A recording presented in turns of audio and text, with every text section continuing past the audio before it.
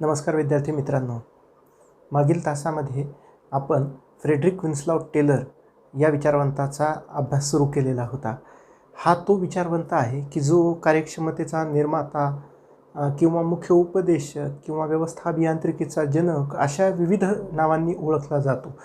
त्याची एक मुख्य ओळख ही देखील आहे की तो शास्त्रीय व्यवस्थापनाचा जनक आहे. या साऱ्या ओळखी बिरुदावली त्याला मिळण्याचं कारणही तसंच आहे, कारण तो औद्योगिक क्रांतीनंतर निर्माण झालेल्या औद्योगिक समस्या, सामाजिक आर्थिक तणाव यांच्यावर उपाय शोधताना दिसतोय. तो त्या काळामध्ये ज्या अपव्ययाच्या समस्या होत्या, अकार्यक्षमतेच्या समस्या होत्या किंवा कर्मचाऱ्यांच्या मार्फत असणाऱ्या सोल्जरिंगच्या समस्या होत्या, त्याच्यावर उपाययोजना शोधण्यासाठी प्रयत्न करतोय. आणि हे करत असताना तो एक गृहीतक सांगतोय, सुचवतोय, त्याचा आग्रह धरतोय की अपव्यय टाळण्यासाठी किंवा कार्यक्षमता निर्माण करण्यासाठी प्रत्येक कार्य हे एका उचित किंवा सर्वोत्तम पद्धतीने करता येणं शक्य आहे. आपण ती पद्धती शोधली पाहिजे, त्याच्यावर काम केलं पाहिजे, त्याचा आग्रह धरला पाहिजे. आणि हे फक्त तो सांगून थांबत नाही, तर त्याचं ॲप्लिकेशन कसं करायचं, त्याचं उपयोजन कसं करायचं याच्या संबंधानं तो थेट स्वतःचा फील्डवरचा अनुभवही शेअर करतो आहे. तो स्वतः एक संशोधक आहे. त्याने त्याच्या आयुष्यामध्ये हजारो प्रयोग केलेले आहेत आणि या साऱ्या अनुभवातून तो काही तत्वांचं आणि तंत्रांचं प्रतिपादन करतो आहे. तत्वांमध्ये तो काय सांगतो आहे की एक प्रत्येक कार्य करण्यासाठी एक अस्सल विज्ञान आपण शोधलं पाहिजे. वास्तविक कार्यविज्ञानाचा विकास हा झाला पाहिजे. दुसरं तत्व तो हे सांगतोय की प्रत्येक कामगाराची शास्त्रीय पद्धतीने निवड झाली पाहिजे आणि त्यांना तसं सुधारणात्मक प्रशिक्षणसुद्धा दिलं पाहिजे. त्यांचा विकास हा घडवून आणला पाहिजे. तिसऱ्या तत्वामध्ये तो सांगतोय की व्यवस्थापनानं थोडासा पुढाकार घेतला पाहिजे आणि कामगारांसोबत स्वतःचे संबंध हे सुधारले पाहिजेत. त्यात व्यवस्थापनाचा पुढाकार तो गृहीत धरतोय. आणि चौथ्या तत्वामध्ये तो जबाबदारी आणि कामाचं दोन्हीचं कामगार आणि व्यवस्थापक यांच्यामध्ये समसमान विभाजन करतोय. आणि नंतर सांगतोय की ही सारी तत्व तुम्ही संघटनेसाठी लागू करा, 100% उत्पादन वाढेल. मात्र तत्पूर्वी तो आणखीन एक गोष्ट तितक्याच प्रकर्षानं नमूद करतोय आणि सांगतोय की ही तत्वे फक्त एखाद्या संघटनेमध्ये किंवा कारखान्यामध्ये लागू करून फायदा नाही, तर त्यांच्या जोडीला शास्त्रीय व्यवस्थापनाचे काही मेकॅनिझम्स, तंत्र देखील आहेत, ते सुद्धा तितक्याच सक्षमपणे तुम्हाला लागू करता आले पाहिजे. तो म्हणतोय की ही तत्वे आणि ही तंत्रे हे दोन्ही कॉम्बिनेशन आहेत, दोन्ही एकमेकांना पूरक आहेत आणि दोन्ही एकमेकांना गती देण्याचं काम करतात. त्याच्यामुळं फक्त तत्वे लागू करणे किंवा फक्त तंत्रे लागू करणे म्हणजे शास्त्रीय व्यवस्थापनाचे ॲप्लिकेशन नाही, तर तुम्हाला ह्या दोन्ही तंत्र आणि तत्व या दोन्हींचं तुम्हाला वापर हा कारखाना स्तरावर करावा लागेल. तेव्हा तुम्हाला कार्यक्षमतेमध्ये वाढ दिसेल, तेव्हाच तुम्हाला अपव्ययामध्ये घट झालेली दिसून येईल.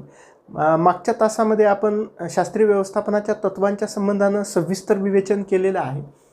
या लेक्चरमध्ये, या तासामध्ये आपण शास्त्रीय व्यवस्थापनाची जी काही मेकॅनिझम, तंत्र टेलरनं प्रतिपादित केलेली आहेत ती पाहणार आहोत. काय आहेत त्याचं पहिलं तंत्र? अर्थात या तंत्रांना क्रम नाही, परंतु पहिलं तंत्र आपण महत्त्वाचं म्हणू शकतो. तो सांगतोय फंक्शनल फोरमनशिपचं, कार्यात्मक फोरमनशिपचं. त्या काळामधल्या कारखान्यांमध्ये एक पद्धती रूढ झालेली होती, लायनर सिस्टमची, किंवा सैनिकी प्रशासनामध्ये जी युनिटी ऑफ कमांड असते ती सर्रासपणे कारखान्यांमध्ये वापरली जात असे. म्हणजे एका मुकादमाकडून अनेक कर्मचाऱ्यांना सूचना प्राप्त होत असत, त्यांना मार्गदर्शन मिळत असे, त्यांच्याकडून पर्यवेक्षण केलं जात असे, त्यांच्याकडून नियंत्रणही केलं जात असे. म्हणजे एकच मुकादम, एकच सुपरवायझर असे. परंतु टेलर या सिंगल फोरमनशिपचा विरोध करतो आहे. तो ह्या पारंपरिक युनिटी ऑफ कमांडला नाकारतो आहे.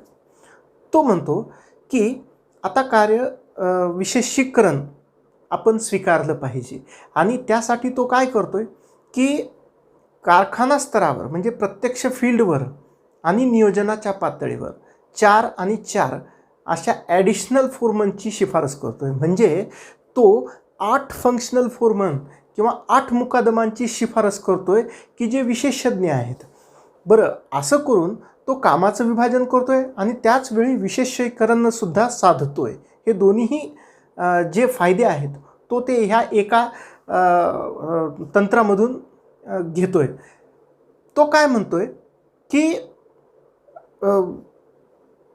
प्रत्येक कामगारानं या 8 सुपरवायझर किंवा मुकादमांच्या सूचनेनुसार काम करायचं आहे, कारण ते 8ही सुपरवायझर हे विशेषज्ञ आहेत त्यांच्या कामामध्ये. आणि टेलरनं काय केलेलं आहे की नियोजनाच्या पातळीवर 4 आणि अंमलबजावणीच्या पातळीवर 4 असे 8 मुकादम सांगितलेले आहेत. नियोजनाच्या पातळीवर तो सांगतोय गटनेता असला पाहिजे एक, दुसरा सांगतोय दुरुस्तीनायक असला पाहिजे, तिसरा सांगतोय गतिनायक असला पाहिजे, चौथा निरीक्षक तो सजेस्ट करतोय. आणि त्याचवेळी तो अंमलबजावणीच्या पातळीवर आणखीन 4 फोरमन सजेस्ट करतोय. ते म्हणजे कार्यव्यवस्था व मार्गलिपिक असला पाहिजे, निर्देश कार्ड लिपिक हा असला पाहिजे. त्यानंतर तो सांगतोय की वेळ व किंमत खर्च ज्याला म्हणू आपण, त्याचं नियोजन करणारा किंवा त्याच्या संबंधानं माहिती त्याची नोंद ठेवणारा एक लिपिक असला पाहिजे. आणि सर्वात शेवटी 8वा तो सांगतोय की कारखाना शिस्तपालक असला पाहिजे जो क्षुल्लक संघर्षांचं निराकरण करेल. अशा पद्धतीनं तो 8 फंक्शनल फोरमनशिपचा आग्रह करतोय. या फंक्शनल फोरशिपमधून त्यानं 2 उद्देश साध्य केलेले आहेत. एक, कामाचं सूक्ष्म विभाजन त्यानं केलेलं आहे. दुसऱ्या त्याचवेळी कार्यविशेषीकरणसुद्धा साध्य केलेलं आहे. या फंक्शनल फोरमनशिपनंतर दुसरा एक अत्यंत महत्त्वाचा आणि त्या काळामध्ये वादग्रस्त ठरलेला एक तंत्र टेलर प्रतिपादित करतो. आणि ते तंत्र असं आहे विभेदात्मक मजुरी दर पद्धत. काय आहे हे विभेदात्मक मजुरी दर पद्धत? तर त्या काळामध्ये जेव्हा कामगार कारखान्यामध्ये येत असे आणि स्वतःची हजेरी नोंदवत असे त्यावेळी त्याचं वेतन देखील निर्धारित झालेलं असे. म्हणजे डेली वेजेस ज्याला आपण म्हणतो, त्या डेली वेजेस पद्धतीनं दर दिवसानुसार त्याचं वेतन हे ठरलेलं असे. याचा अर्थ या कर्मचाऱ्याला मिळणाऱ्या वेतनाचा आणि त्याने घडवून आणलेल्या उत्पादनाचा थेट काहीही संबंध नव्हता. फ्रेडरिक टेलर ही पद्धत बदलतोय. फ्रेडरिक टेलर ह्या पद्धतीमध्ये सुधारणा घडवून आणतोय आणि तो डिफरन्शियल पीस रेट सिस्टम नावाची एक नवीन मजुरी दर पद्धत आणतोय की ज्यामध्ये एका कर्मचाऱ्याला 2 प्रकारे मजुरी मिळण्याची ऑफर होती. बघा आता हे कशा पद्धतीची चलाकी आहे. तो काय म्हणतो की प्रत्येक कामाचं विज्ञान आपण निर्माण केलेलं आहे की ते काम कसं केलं पाहिजे याच्या संबंधानं आपण काही निष्कर्ष काढलेले आहेत आणि त्याच पद्धतीनं संघटनेमध्ये काम करायचं आहे. दुसरी गोष्ट, शास्त्रीय पद्धतीने कामगारांची निवड झालेली आहे, त्यांना ट्रेनिंग मिळालेलं आहे. अशा परिस्थितीमध्ये टेलर हे एक टास्क आखून देत आहे प्रत्येक कर्मचाऱ्याला की त्याच्याकडून इतक्या कामाचं निष्पादन किंवा पूर्तता ही झालीच पाहिजे. तो एक लेवल, एक टार्गेट, एक टास्क प्रत्येक कर्मचाऱ्याला देतोय आणि सांगतोय की तुम्ही जर का ते टास्क गाठलं, तुम्ही जर का तुम्हाला नेमून दिलेलं कार्य त्या पद्धतीनं करत ते ध्येय प्राप्त केलं तर तुमचं वेतन हे एका पद्धतीनुसार किंवा तुम्हाला जास्तीचं वेतन कसं मिळेल त्या पद्धतीनुसार मिळेल. आणि जर का यदाकदाचित तुम्हाला ते टास्क गाठता आलं नाही किंबहुना तुम्ही त्या टास्क गाठण्यामध्ये थोडी जरी ढिलाई दाखवली तर तुम्हाला दुसऱ्या पद्धतीने वेतन मिळेल की जे अत्यंत कमी असेल. म्हणजे जर उदाहरणं द्यायचं झालं तर सुरुवातीच्या काळामध्ये जी पद्धत होती की दर दिवशी टाईम वेज सिस्टमनुसार कर्मचाऱ्याला वेतन मिळत असे. टेलरनं काय केलं की असं ठरवून दिलं, उदाहरण देतो आहे की 50 युनिट काम व्हायला पाहिजे. मग त्या 50 युनिट काम करत असताना, म्हणजे ते 50 युनिट ते सुद्धा त्यानं ठरवून घेतलेलं आहे.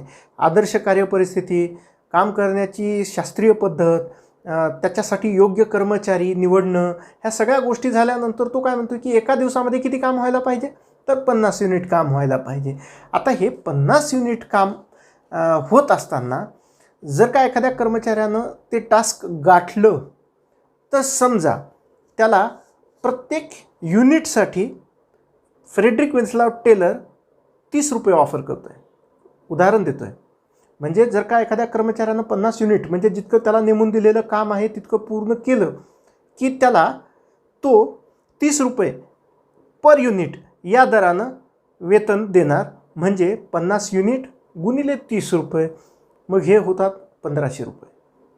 त्याच वेळी तो काय म्हणतोय की जर का कोणी हे 50 युनिट काम केलं नाही की जे निर्धारित करून दिलेलं आहे, बाकीचेही कर्मचारी गाठतायत ते टार्गेट, परंतु जर का एखादा कर्मचारी ते टार्गेट गाठू शकत नसेल, तर 50 युनिट गाठणाऱ्या कर्मचाऱ्याला 30 रुपयाच्या प्रमाणे जे वेतन मिळत असेल तेच वेतन ते टास्क न गाठणाऱ्या कर्मचाऱ्याला प्रति युनिट 25 रुपये दराने मिळेल.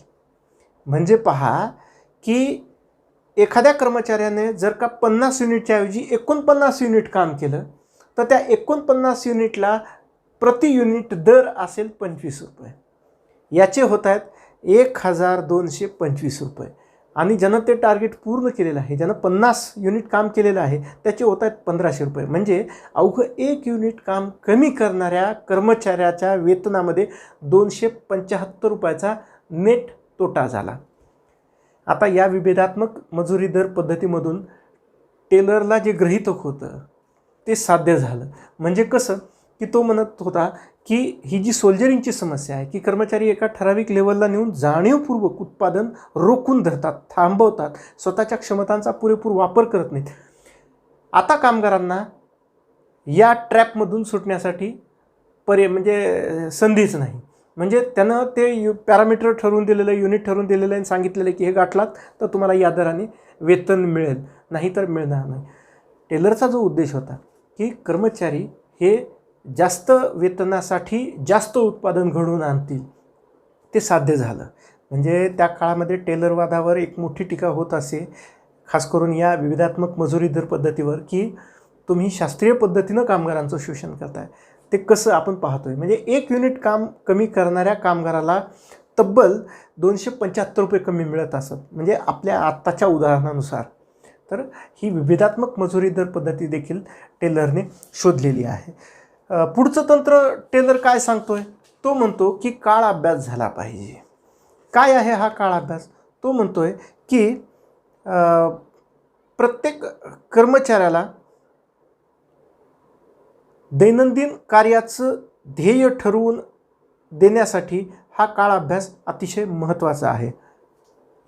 कार्यपूर्ती होण्यासाठी किती काळ लागतो, एखादं काम पूर्ण होण्यासाठी, एखादं टास्क पूर्ण होण्यासाठी किती काळ लागू शकतो, त्याचं स्टँडर्ड पॅरामीटर म्हणजे हा काळ अभ्यास आहे.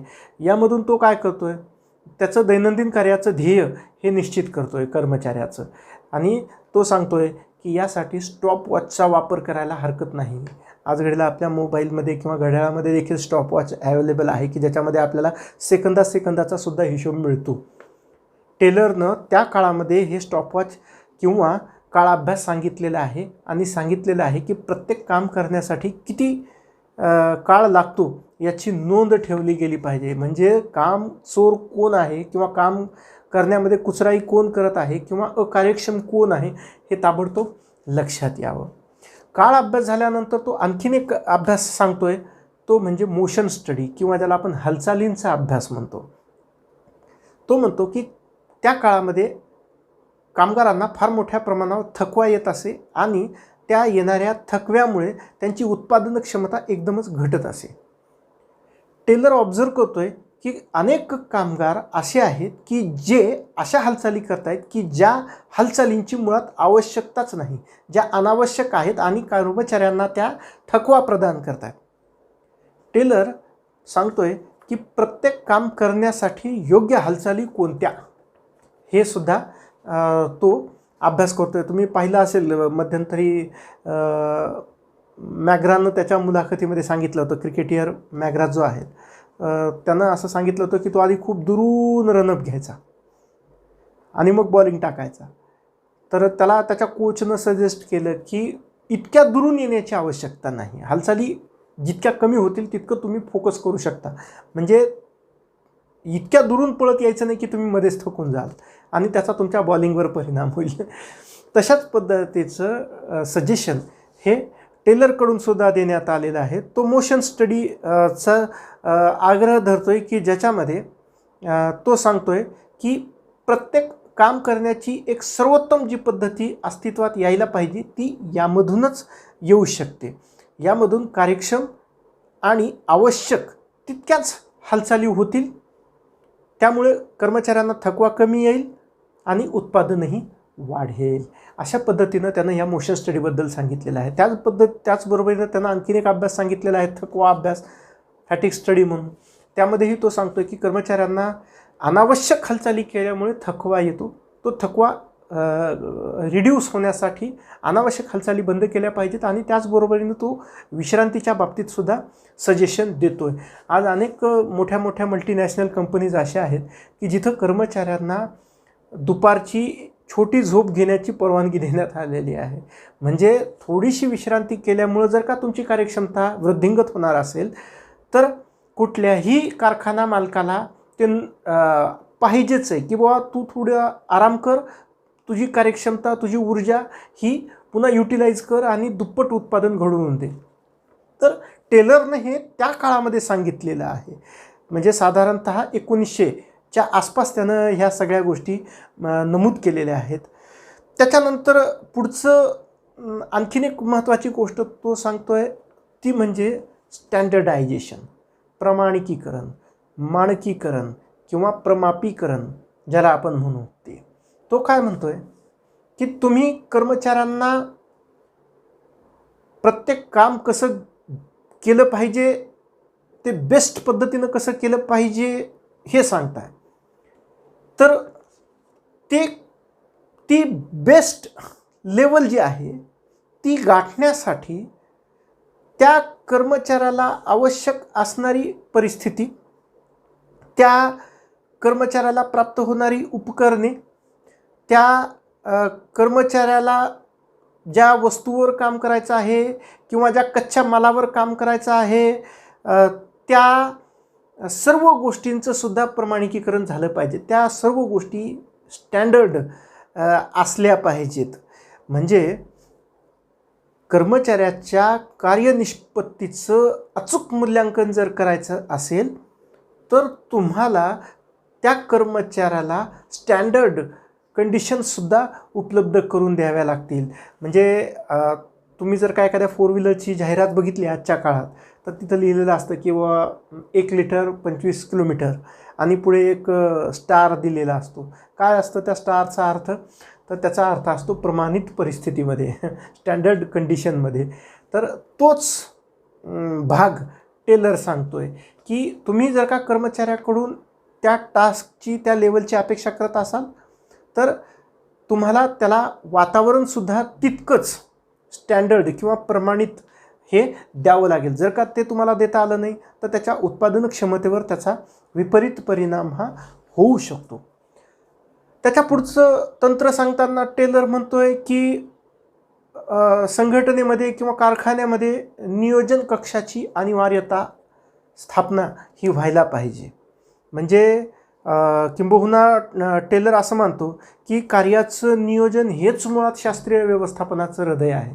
प्रत्येक काम हे कसं झालं पाहिजे, कधी झालं पाहिजे, कोणी केलं पाहिजे, त्या सगळ्या गोष्टींचं एक सुव्यवस्थित नियोजन असण्याचा आग्रह टेलर करतो आहे. आणि त्याचा फायदा हा आहे की तुम्ही जे नियोजन केलं होतं ते आणि जे प्रत्यक्षात आलेलं आहे ते याच्यामधला डिफरन्स हा काउंट करता आला पाहिजे. आणि म्हणून तो म्हणतो आहे की हे नियोजन फार महत्त्वाचं आहे.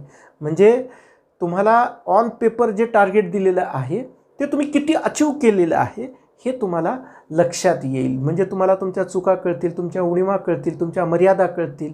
त्याच्यासाठी हे नियोजन काटेकोरपणे होणं तो आवश्यक मानतो. त्याच्यानंतर पुढचं तंत्र टेलर सांगतो आहे की आपण इन्स्ट्रक्शन कार्ड्सचा वापर केला पाहिजे. सूचनापत्र ज्याला म्हणू आपण.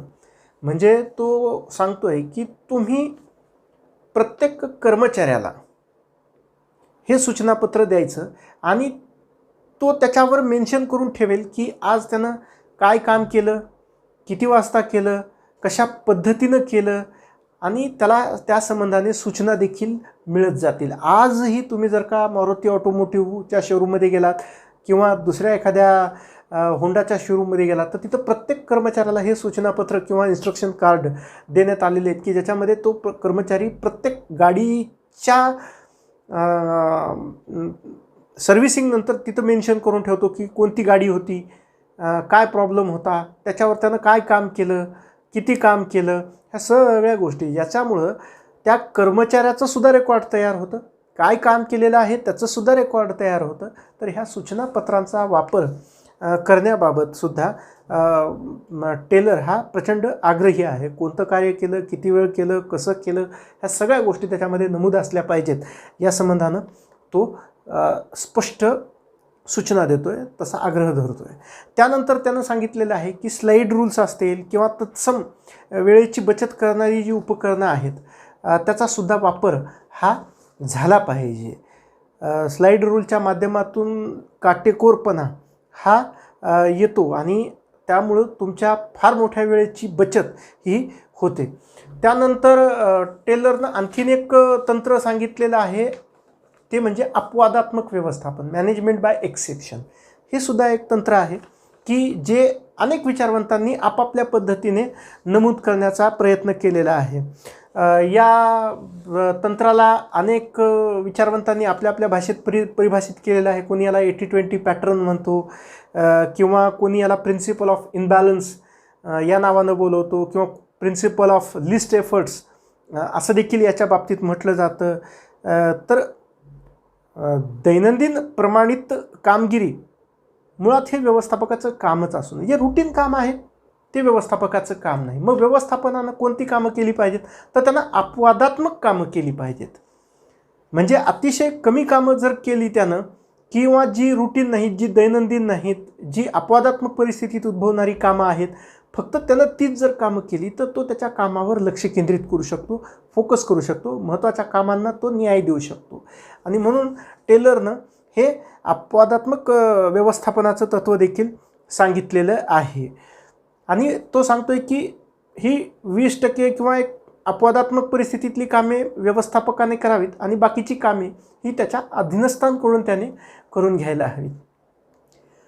त्याच्यानंतरचं एक तत्त्व तो सांगतोय की स्मृतीपूरक पद्धती, निमोनिक सिस्टम तो सजेस्ट करतोय की ज्यामध्ये उत्पादित मालाचं त्याच्या दर्जानुसार वर्गीकरण करण्यासाठी तसंच जे उत्पादन झालेलं आहे त्या प्रक्रियेत कोणती उत्पादन साधने वापरली गेलेली आहेत, उपकरणे वापरली गेलेली आहेत याच्या सविस्तर ज्ञान, माहिती ही कर्मचाऱ्यांना झाली पाहिजे असं टेलर आग्रहानं प्रतिपादित करतोय. म्हणजे तो केवळ माल उत्पादन करण्यावर लक्ष देत नाही आहे तर त्या उत्पादित मालाचा दर्जा याच्यावरही तो कॉन्सन्ट्रेट करतो आहे. त्याच्यासुद्धा तो सविस्तर नोंदी घेतो आहे की जेणेकरून भविष्यामध्ये त्या मालाच्या उत्पादनामध्ये तुम्हाला काही सुधारणा करता आल्या तर तुम्हाला करता येऊ शकते. त्याच्यानंतर आणखीन एक तत्त्व त्यानं सांगितलेलं आहे टास्क आयडियाबाबत. तो म्हणतो की प्रत्येक कर्मचाऱ्याला त्याचं टास्क किंवा त्यानं त्या दिवशी किती काम करायचं आहे, अ प्रॉपर डेज वर्क टेलरच्या भाषेत सांगायचं झालं तर तो सांगतोय हे त्या कर्मचाऱ्याला माहीत असलं पाहिजे की आज त्याला किती काम करायचं आहे. मग श्रमिक आपल्या योग्यतेनुसार किंवा निर्धारित केलेल्या पद्धतीनुसार कार्य करतो आहे किंवा नाही हे लगेच मॅनेजमेंटच्या किंवा व्यवस्थापकाच्या लक्षात येऊ शकतं. आणि जर का त्यानं त्याचं ध्येय गाठलं, जे प्रमाणित करून दिलेलं टास्क आहे ते जर त्यानं अचीव केलं तर त्याला बोनससुद्धा किंवा वाढीव वेतनसुद्धा मिळणार आहे. ते सुद्धा टेलरनं सूचित केलेलं आहे. तर टेलरनी ही सारी तंत्रे जी आहेत ही सांगितलेली आहेत. रूटिंग सिस्टम हे एक तंत्र त्यानं सांगितलेलं आहे की प्रत्येक काम करण्याचा एक निर्धारित मार्ग असला पाहिजे. मध्येच कोणतंही काम अनपेक्षितपणे येता कामा नये. प्रत्येक कामाची एक दिशा, एक सर्कल, एक सिस्टम लावून देणं आवश्यक आहे आणि ते काम त्याच पद्धतीनं झालं पाहिजे. त्याच्या प्राधान्यक्रमामध्ये किंवा त्याच्या नियोजनामध्ये बदल होता कामा नये. ते दैनंदिन पद्धतीनं, रुटीन पद्धतीनं चालत गेलं पाहिजे असाही आग्रह त्यानं त्याच्या या तंत्रांमध्ये धरलेला आहे. ही सारी तंत्र टेलरनं नमूद केलेली आहेत आणि तो सांगतोय की ह्या तंत्रांचा वापर किंवा त्याचं अवलंबन किंवा त्याचं उपयोजन हे तुम्हाला शास्त्रीय व्यवस्थापनाच्या तत्वांच्या बरोबरीनं करावं लागेल, म्हणजे तुम्हाला अपेक्षित रिझल्ट्स मिळतील. आणि जसं की आपण सर्व जाणतोच आहोत की टेलरवाद हा त्या काळातला एक क्रांतिकारक विचार होता. म्हणजे टेलरने जे स्वतःचं गृहीतक होतं की प्रत्येक काम करण्याची एक बेस्ट पद्धती किंवा एक सर्वोत्तम उचित पद्धती अस्तित्वात असते, ती आपण शोधली पाहिजे. तर त्याचा हा जो आग्रह आहे तो आग्रह तो या तत्वांच्या आणि तंत्रांच्या माध्यमातून कसा प्रत्यक्षात येऊ शकतो हेच तो सिद्ध करून सांगतोय. तर ही तंत्रच देखील परीक्षेच्या दृष्टिकोनातून तितकीच महत्त्वाची आहेत. पुढील तासामध्ये आपण टेलरवादाचं किंवा फ्रेडरिक विन्स्लाव टेलर याच्या कार्याचं मूल्यांकन करणार आहोत. त्याच्यावर झालेली टीका असेल किंवा त्याच्यावर झालेला गौरवाचा वर्षाव असेल याचा थोडक्यात आढावा घेणार आहोत आणि त्याचं मूल्यांकन करण्याचा प्रयत्न करणार आहोत. धन्यवाद.